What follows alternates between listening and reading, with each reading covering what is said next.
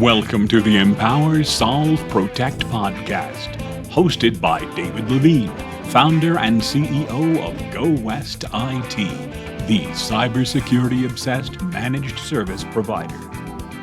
The Empower, Solve, Protect podcast explores digital transformation strategies and the journeys of successful entrepreneurs and business leaders.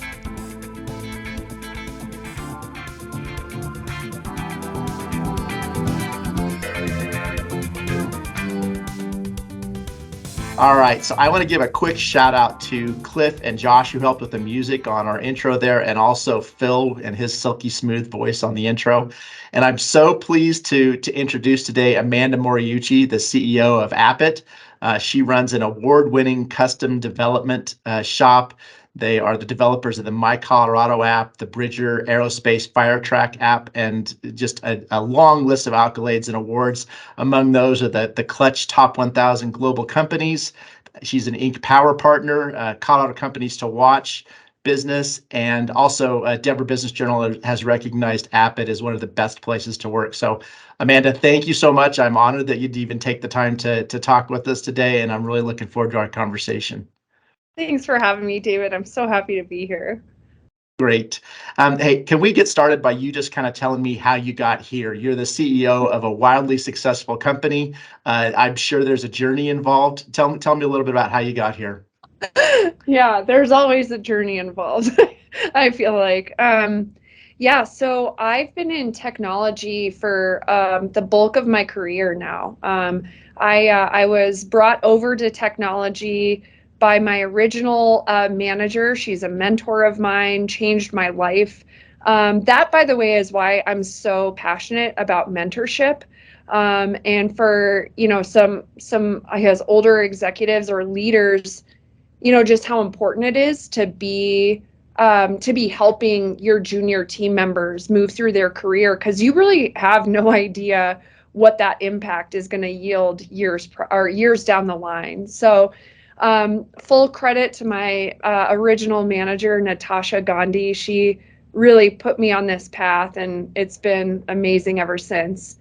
So I joined Appit in 2017. I came on as the VP of Sales, and the founder at the time was looking for someone to help grow his business as he was transitioning to a product company. And I was quickly promoted to CEO. I was promoted, I think, in August of 2018. And then I had my son in December of 2018. And then I bought the company in June of 2019. So I did all the things they tell you not to do, especially with an infant. I cashed everything out, laid it all out on the line, bought Appit, and now here we are a few years later cruising. So that's fantastic. So I love how I asked you to talk about how you got here, and the first thing you did was talk about other people who helped you along the way. So very interesting. I have a similar experience in terms of getting businesses started.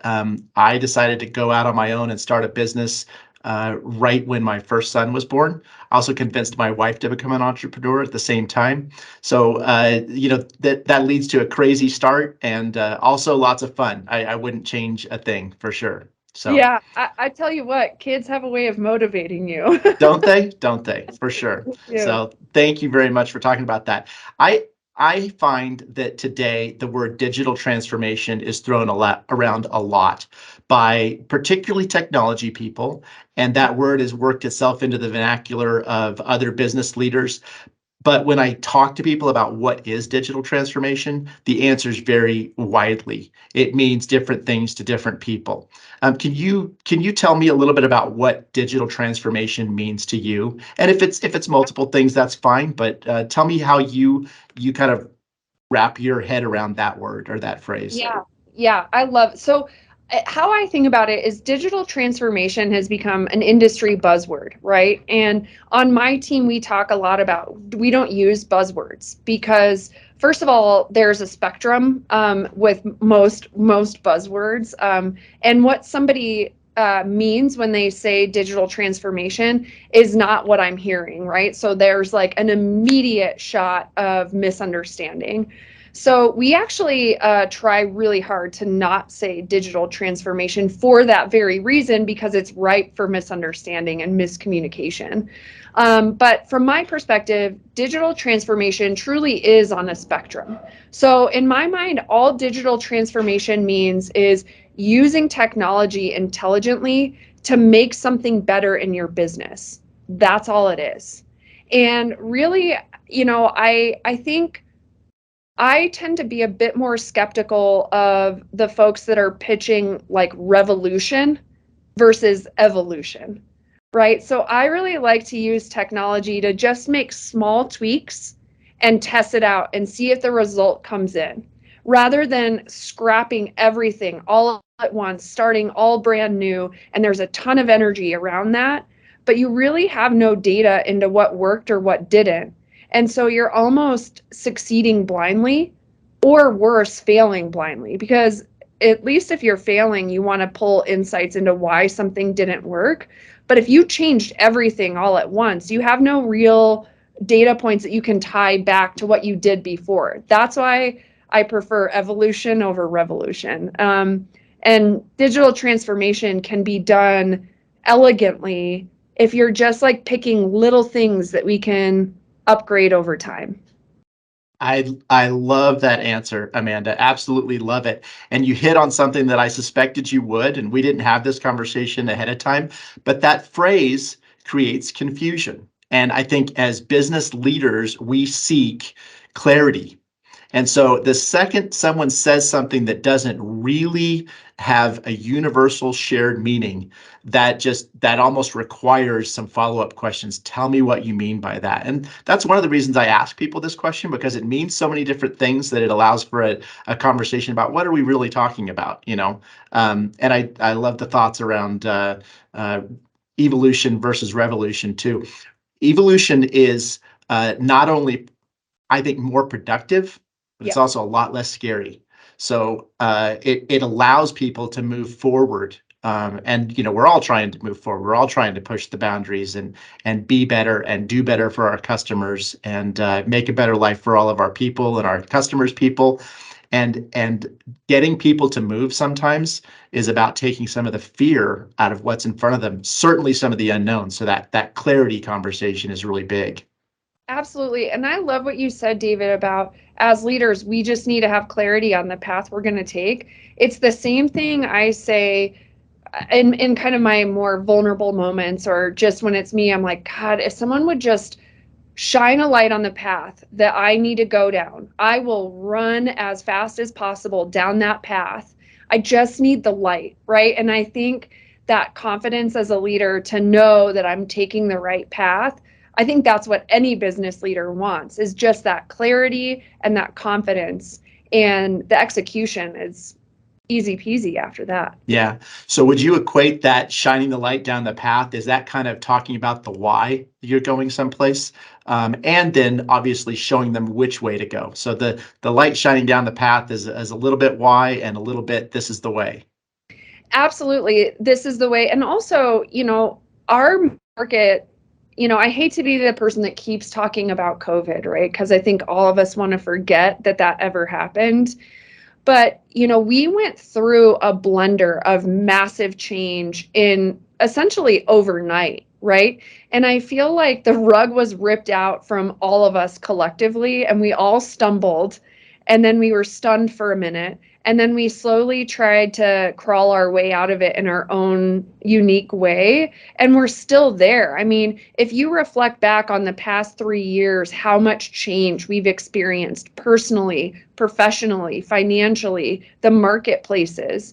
And I think when you have that amount of change, finding confidence and clarity I think you're cutting edge, like the thing that makes you succeed.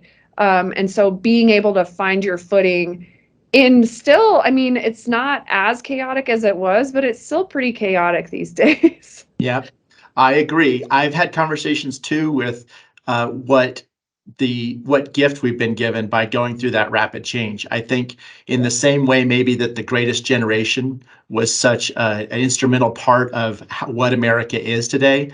there's going to be a generation of people who lived through COVID. There's going to be multiple generations, right? So we've got young people who were coming up through COVID. We've got, people in the early part of their lives establishing careers, and all that shifted around pretty dramatically. Certainly businesses, and everybody had different experiences. And there's going to be a generation, though, of people who learned a lot from those experiences that'll form how they move forward.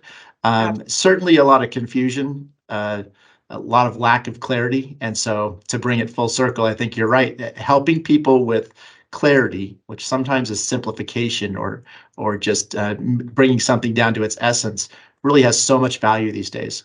Absolutely. Absolutely. I fully agree. Yeah, great. So listen, tell me something. We talked a little bit about how you got started and your journey recently, and important things in leadership. If there was one thing that you know now that you wish you had known before you were a CEO or before you were running a business, what do you think that would be? Goodness, I was just meeting with my inner circle of executives yesterday, and we were talking about this very thing. And we were joking about how, had you known at the outset that it was going to be this challenging, would you ever have done it? And we were joking that we probably wouldn't, right? And I think that I had shared with a dear friend of mine that I think that's why entrepreneurship is a sacred journey, because you step into something without knowing the full body of what you're going to encounter.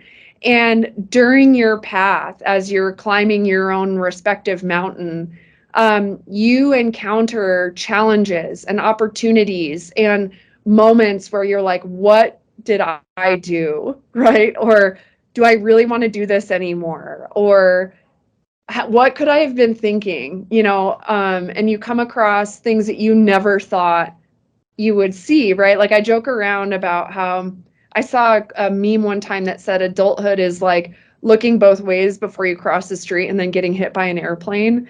And that's like entrepreneurship, right? Like you look both ways, you do your best to prepare, and then you get hit by an airplane. And I think that's what makes it so sacred. Is I'm glad at the time that I didn't know how challenging this journey would be, because I would not have had the guts to do what I've done had I known, right? But the secret is you do have the guts. And when you go through the refining fire of entrepreneurship, it burns away the jagged parts of your ego. And then when you finally reach the other side, or you reach your summit and you're rewarded with whatever outcome comes your way, that money or whatever will magnify what's in your heart. And that goodness, hopefully, will ripple out to your greater community. And that's why I think that entrepreneurship is sacred, because you have to have the courage to step into it, and you have to have the fortitude to stick with it.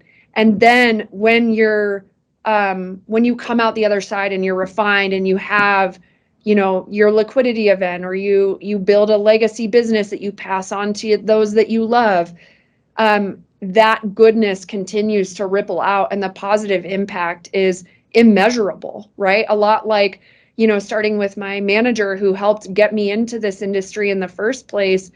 I can guarantee you she had no idea the impact that would have, 20 years later.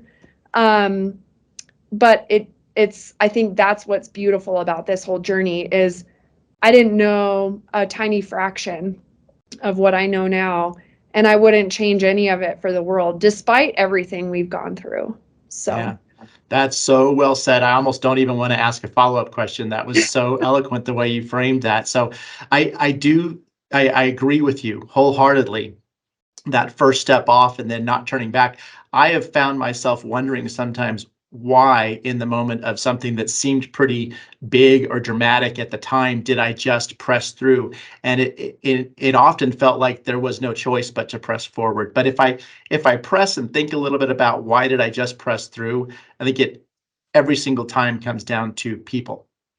Sometimes it's family. Sometimes it's team members, employees. Sometimes it's customers or their people or the customers of our customers.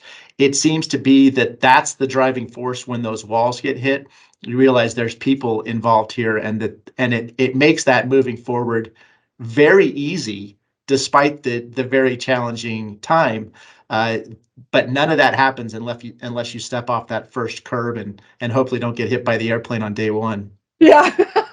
Yeah. Give it at least until day 3. So Right. you're, I'm at least halfway there. But I love what you said too, David, is you had mentioned earlier, you have to have your why, right? And I basically anyone who has watched TED Talks or anything, like, Simon Sinek, and he talks about start with why. It's okay if your why evolves. And I think that's what happens is as your business evolves, so do you as a person. And what drives you and gets you up in the morning evolves over time. And that's intended. And I think meant to happen. Yeah. For me, it's always been people too. It's always been my family or my team or my customers. And at the end of the day, that's all that matters. Did you show up and do your best and leave a trail of positive impact? And if you can answer that as yes, then you're right where you're supposed to be. Yeah, that's so great. I'm going to leave it at that. I enjoyed this conversation. You and I have talked before, so I know that we could go on for a very long time back and forth and feed off of each other. I so enjoy it. I really appreciate you spending the time. For everybody who's watching this, I'm going to encourage you, if you have any questions about custom app development, you must stop and go watch Amanda's video on how to buy custom software. And that's at appitventures.com, APPIT-ventures.com. It is phenomenal. Regardless of who you choose to build your app, it's very valuable information. And you'll see some of the things that Amanda's talked about come through in that video. So Amanda, thank you so much for taking the time to visit with me today. Wish you the very best. Have a great weekend. We're heading into a weekend, and I know you'll have a successful year. Thanks so much. Thanks so much, Fred. Bye. Yay. If you enjoyed this episode of Empower, Solve, Protect, please like, subscribe, and tell a friend. The Empower, Solve, Protect podcast is sponsored by Go West IT, the cybersecurity-obsessed managed service provider.